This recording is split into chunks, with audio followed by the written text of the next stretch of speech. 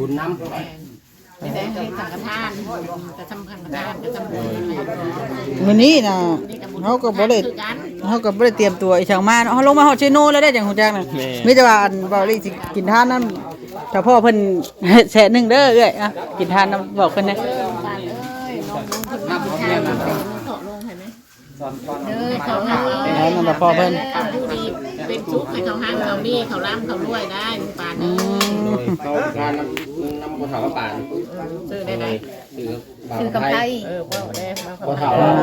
เขาเคยมาหาเราเรื่อยอยู่มาก่อนนะ เด้ออันนี้หันเบาคลีเด้อเบาบลีแสนห เขา นึ่ ร่ำ ง เขารวยเมื่อทุกคู่ทุกค แล้ว น ก็ เลย พอแพทย์แสนหนึ่งเด้อเพราะอันน่ะเพราะอันนี้หันเบาคำไพ่หัน50ยังไอพรเราบ่ได้ฮู้เนาะเจ้าบ่ได้โทรบอกเราบ่ แอนบ่แอนก็คือ ใคร ไอพรนะ ไม่ไอพรยัง โอ้แล้วเราบ่ฮู้ดอก ถ้าเราเห็นคลิป มี ไปแล้ว เบอร์อยู่ เพราะว่าเขาอยากให้โทษฝากติดตามเบาโอลิแหน่เด้อพี่น้องเบิดสุปูสุคน เดี๋ยวผู้ใหญ่เพิ่นพูดด้วยนี่ อ่ะพี่น้องเนาะมาหอดจอดถึงเรือนลุงกำปานให้เอ้ยมุกจันทร์เราได้จุดทูบคนก็ไม่ได้หลายดอกพี่น้องอ๋อเดี๋ยว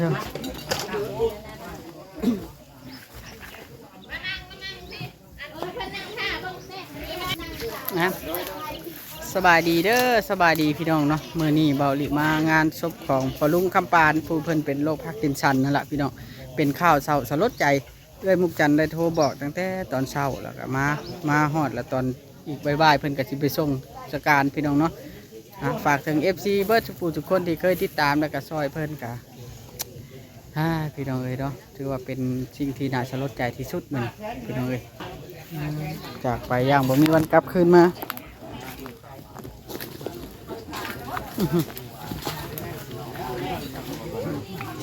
ตัดเถอะ เนาะคือสิเป็นด้วยโรคของทางประตูประเด็กเนาะ สลาลูกสลาเลย ลูกชราเพิ่นอายุหลายปีแล้วพี่น้องเลยอาจจะมีหลายคน FC หลายทางอาจจะฮู้เนาะ แม่น เพราะว่าประตูกระปานนี่ก็มีการช่วยเหลือหลายๆทาง เอ้ยมุกจันทร์แล้วก็กำลังรู้จักคือกัน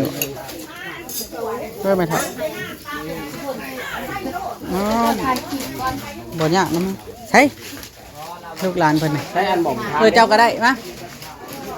เจ้ามานั่งก็ได้นี่นะเจ้านี่นะเจ้ากับลูกหลานเราคือกันแหละบ่เจ้ากับลูกหลานคือกันแหละนั่งก่อนเพิ่นขึ้นมาเทศแล้วบ่ จักเด็กมาแม่คือฮะ บ่พ่อเจ้าก็ได้ให้เพิ่นเฮ็ดเวียกโลด สบายดีเด้อ โอ้บ่ลุงกำปานรออยู่ได้นี่ แม่นรอประเทศอาวุธ เจ้ากำลังฮู้คือกันบ่คือเช้าบ่ หูคืนนี่แหละมานั่งน้ำกันนี่มา คาราบาวรีบอแซดบอกกูฮู้ได้ที่มาดู ลู เขา ก ปาก จะ เสี มาย นั่ง นี่ ก็ได้ บ่เพิ่นเป็นเป็นร้านบ่ แม่นร้าน อ๋อ เจ้าของเรือนนี่ดิ นี่เด้อพี่น้องนี่ก็พอลุงคำปานกับ FC ก็น่าสิรู้จักเพิ่นอยู่ มานั่งไหมมานั่งมา โอ้ยบ่เป็นหยังให้เพิ่นเฮ็ดเวียกโลดโดยเนาะเฮาก็บ่ได้มายามเพิ่นตั้งแต่โดนเติบได้ สบายดีสบายดี แต่ก่อนเฮามาเฮาก็ซื้อของเครื่องของมาฝากเราตลอดเด้เนาะ คนไปสบายแล้ว เพิ่นแบบจากไปด้วยโรคชราของเพิ่น แม่ลูกสราของเพิ่น ถึงวัยอันควรของเพิ่นเนาะ ของเพิ่นแล้วเพิ่นจะไปเลยหน้าโลกไปแล้วล่ะ โดยก็แสดงความเสียใจน้ำเนาะอันนี้ก็เฮาก็กำลังฮู้จะเอ้ยมุกจันทร์ ไปนี่บ่ได้มีใครเห็นใจนี่เพิ่น เมื่อคนเสียอะไรเป็นอะไรลูกไอ้งาเขากับบริยูเสียหมู่บ้านนี่เสียหมู่บ้านนี่ก็4 โมง4 โมง เสียคนเดียวเลยเนาะ แล้วก็อยู่ผู้เดียวเนาะกันแล้วก็บ่ได้เจ็บได้พี่สังพ่อพี่ดื้อเนาะ เป็นไข้นะมือหนึ่งสองมือนะ โอ้เป็นไข้เป็นไข้มือหนึ่งสองมือ ว่าที่น้ำปลา2:30ที่เอามาเลยเราเวลาไปเรือนี่โยมเรานั่ง เจ้านี่เคยเห็นเจ้าคอยห้องคอยว่าใครอินนะ เจ้าบริยินมือเช้านี่ก็ได้ เนี่ยหลังจากเราต้มละป้าเขาเราไปส่งทางไหนน้องทำมาได้บุญมาแวะบุญแค่แล้ว เจ้ามานั่งพี่นะเจ้า บ่เป็นหยังดอก เราเคยไปเราเคยมาเรื่อยอยู่เนาะเราเคยมาหาแม่มากระสอบกระเสียกัน เพื่อน นะ เราก็อยู่ดีดิ เงินเราดีแล้วดีแต่ แม่ เบิ่ง เพราะว่าเราอยู่ใกล้นี่เมื่อก่อนเรามาเราเรื่อยอยู่ เพิ่นสิมนต์ครูบาขึ้นมาอันนั่นบ่นี่ แม่เอาครูบาขึ้นมาแล้วก็สิปงไม่ได้แล้วส่งสการเพิ่นแล้ว ประมาณ2:00น 3:00นนี่แล้วเนาะ บ่ายโมงจังหน่อยนี่แหละจังหน่อยก็มาแล้ว ไก่บ่นี่จับอันนี้นะ ประชาหลวง ประสาทหลวงอยู่ภูมิเดินไก่เดินย่นพอดี ไก่เดินยนต์อยู่ไสให้เดินยนต์ คุณแล้วผู้ ทั้งเล่นนั่นตลาดมักกี้ไซมักกี้ไซ ทางไปตลาดสามัคคีไซ ลักซี่ เมื่อย ลั ลั ก กซี่ ลัก14 อ๋อคนละทางคนละทาง ทาง14เรื่องนี้ สัง นะ ฆทานพระเข้านะมื้อวันยังเราสังฆทานพระเข้าเลย มื้อนี้โป๊ก3 มื้อวันพุธ โอ้เฮ็ดแจกนะบ่ วันพุธเด้อให้มา โอ้พี่น้องเนาะก็คือเพิ่นสิปลงศพมื้อนี้แล้วก็อีก3มื้อเพิ่นสิเฮ็ดบุญพี่น้อง จูบเด้วันพุธ 3 มื้อเลยแม่มีเฮ็ดสังฆทานเฮ็ดบุญนำ ไม่ได้ให้สังฆทานจะทำสังฆทานจะทำบุญ มื้อนี้น่ะเฮาก็บ่ได้เตรียมตัวอีช่างมาเนาะเฮาลงมาฮอดเชโนแล้วได้จังฮู้จักน่ะมีแต่ว่าอันเว้าเลยสิกินทานนำเฉพาะเพิ่นแสะนึงเด้อเอ้ยอ่ะกินทานนำบอกเพิ่นนะ น้ำเขาเนี่ยนะเถาะลงเห็นไหม เด้อเขาหา แล้วนั่นล่ะพ่อเพิ่น เขาดูดีเป็นชุกให้เขาห้างเขานี่เขาล้ำเขารวยได้ลุงปาน เขาการนำคนเฒ่าป่าน ซื้อได้ไหม คือกำไพ ว่าได้ คนเฒ่า เอ้ยมา เขาเคยมาหาเราเรื่อยอยู่เมื่อก่อนนะ เด้ออันนี้หันเบาอลีเด้อบาบลีแสน เขา นึ ล้ำ ง เขารวยเมื่อทุกคู่ทุกค แล้ว น ก็ เลย พอแผดแผ่นแสนนึงเด้อเพราะอันน่ะเพราะอันนี้หันเบาคำไพหัน50 ยังไอพรเราบ่ได้ฮู้เนาะเจ้าบ่ได้โทรบอกเราบ่ แอนก็คือ ใคร ไอพรนะ ไม่ไอพรยัง โอ้แล้วเราบ่ฮู้ดอก ถ้าเราเห็นคลิป ไป ไปแล้ว อยู่ เพราะว่าเขาอยากให้โทรหาเรานะเพราะว่าว่าง่ายซะเป็นลูกเป็นหล้านไผมาช่วยกันแนวใดสิ่งใดต่างๆก็อโหสิกรรมให้กัน ในเมื่อคนเกิดมาแล้วก็ตั้งอยู่ก็ดับไปบ่ให้เครียดให้สร้างกันเออ กับมันอันนั้นเลยเด้อที่สังฆทานมือ แผ่บุญเลยเนาะ มือ โดย แต่ว่าว่ามันจะไปตั้งในนี่สังฆทานที่9หรือว่ามีละ9คนเพราะว่าอยู่นี่มันบ่มีฟืนมีไฟอย่างเงี้ย เอ้ยมุกจันทร์ฮู้จักอยู่บ่ บอกเลย เรื่องละ9 เพื่อนรัก ปั๊ เก้าม น้ำมันหลังปั๊มน้ำมัน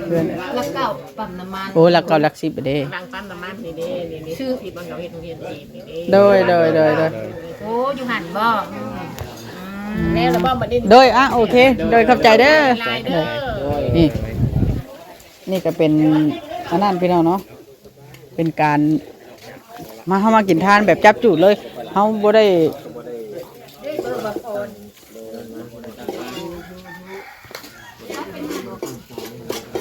เด็กพี่น้องภายในงานก็มีตั้งแต่พี่น้องบ้านเมืองนี่แต่พี่น้องบ้านเมืองนี่แหละพี่น้องภายในงานก็เป็นมาเด้อเฮ้ยจักหน่อยลุงคำปานชื่อว่าน้องลูกหลานมาบ่ได้กินข้าวเนาะมาเอาจิถ่ายกันนะไปไปกินข้าวเพิ่นจักหน่อยลุงคำปานที่เลยได้ปลานินพี่น้องเนาะจักหน่อยลุงคำปานที่ถามว่าลูกหลานมาบ่ได้กินข้าวบ่นะเฮ้ยนะเพิ่นเล่าแล้วเพิ่นเล่าแล้ว จะถ่ายที่สื่อก็ได้นะถ่ายที่สื่อก็ได้นะครับแล้ว นี่แหละพี่ครับ ถ่ายเอาอะไรกับพ่อปกติก็ได้เด้อตามแจกพูดแจก เลย 78 ปี มามา ลูกหลาน เฮ้ยอาหารก็ได้ลูกหลานเพิ่นเนาะมีผ้าเข่าผ้าน้ำนี่แหละเคยมุกจันทร์อยู่ใกล้ๆนี่ก็บ่ได้ยินเนาะเจ้าเนาะ โอ้เฮาบ่ได้สูดลงมาเฮาก็โชพอเฮา เพิ่นบ่ได้บุก เฮาก็ปวดขา เพิ่นบ่ได้บุก เฮาก็ยกบนลูกเฮา เพิ่นบ่ได้บุกเนาะ เขาบ่ได้ถือลงมา อาจิฮู้เข้า เมื่อคืนนี้เนี่ยนี่ไปน่ะได้มานั่งนี่คืนนี่ เปิดเอาไฟ มาก่อนจะพูดอะไรมาก่อนนะมาเห็นเพิ่นตลอดเวลาแม่นสองประเทศ เราอยู่นี่เด้ แม่เพิ่นเพิ่นอยู่ใกล้นี่มาแวะ เราไม่ได้เบิ่งเราไม่ได้ เห็นประจำนะเขามาที่น้ำไหนเห็นประจำแต่ว่าช่วงหลังเขาบ่ได้ค่อยมา แม่นลงหน้าเนี่ยครับบ่ได้ค่อยมาหาเพิ่นเนาะ แม่น ช่วงเกี่ยวข้าวนี่นะ เขามาดูอยู่มากับบ่แอนกาวคือสิบ่ฮู้ข่าว อันนี้ก็พอเสียมัน แม่นพอเขากำลังเสียได้ทิศนึงโอ้ยเอาถ้วยเดียวก็พอแล้วเนาะ เป็นนักกินแล้วไหม ให้เพิ่นกินโลด ในราคา ญาติเราถามแล้ว ว่าพอแค่นั้นน้ำเด้ พี่น้องเนาะแผ่บุญเลยเด้อพี่น้อง มาพรเบอร์มีส่งไทยออนไลน์ บ่เห็นหรอก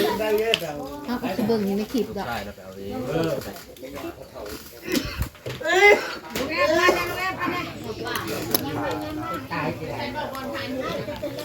มุกจันทร์ตูดทูบแล้วบอกแล้วเราบอกอโหสิกรรมให้กันสิ่งใดที่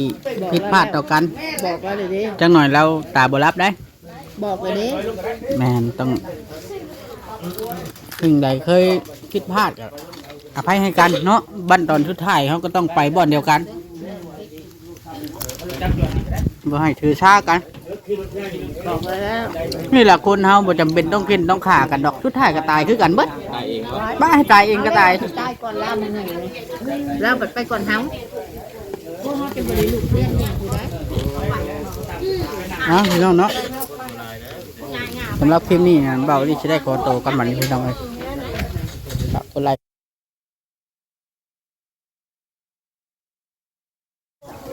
กดไลค์กดติดตามคือเก่าบัดนี่พี่น้องเอ้ยเนาะไว้พอกันตรงสการแล้วเนาะ